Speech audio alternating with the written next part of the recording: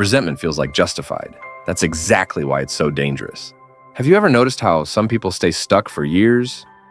Not because they lack talent, but because they're addicted to feeling wronged. I worked so hard. Why didn't I get recognized?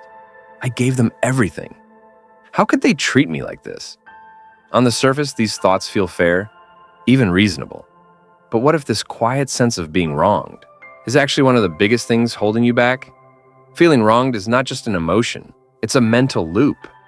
It begins when you believe your effort and your reward don't match. Slowly, you start to see yourself as the victim of your own story. And that's where the real danger lies.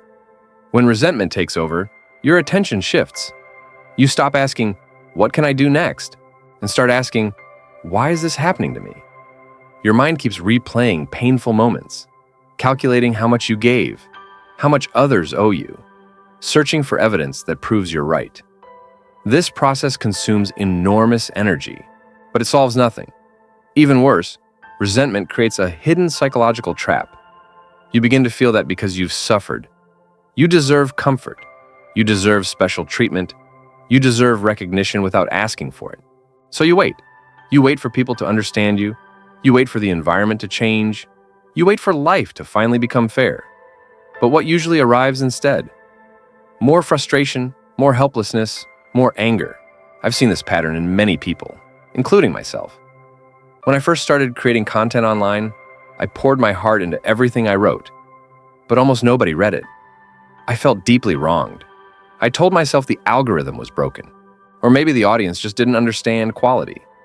For nearly 2 months, I lived inside that resentment, refreshing statistics, getting irritated, blaming everything.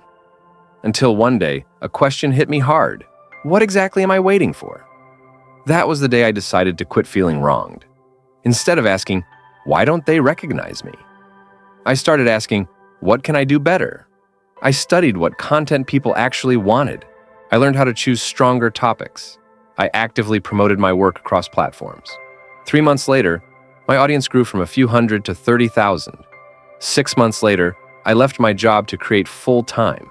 The difference wasn't talent. It wasn't luck. It was a shift in attention, from fairness to leverage. If you often feel wronged, here are 3 ways to regain momentum. First, question the usefulness of complaint. When resentment appears, ask yourself, will staying upset solve anything? If the answer is no, redirect that energy into action. Even the smallest step is better than standing still. Second, be careful who you vent to. Every time you repeat your victim story, you reinforce it in your mind.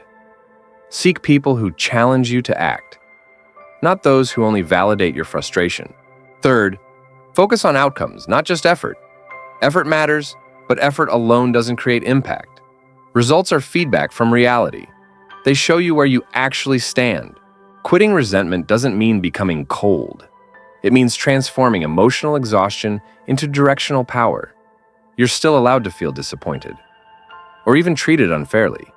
But don't stay there. Move quickly from why me to what now. The strongest people aren't those who never face injustice. They are the ones who refuse to let injustice define their next move. Because resentment protects your ego, but action protects your future. So stop waiting for fairness. Start creating momentum. People rarely rise because life suddenly becomes kind. They rise because they become too focused to stay resentful. That's all for today, and I'll see you in the next one.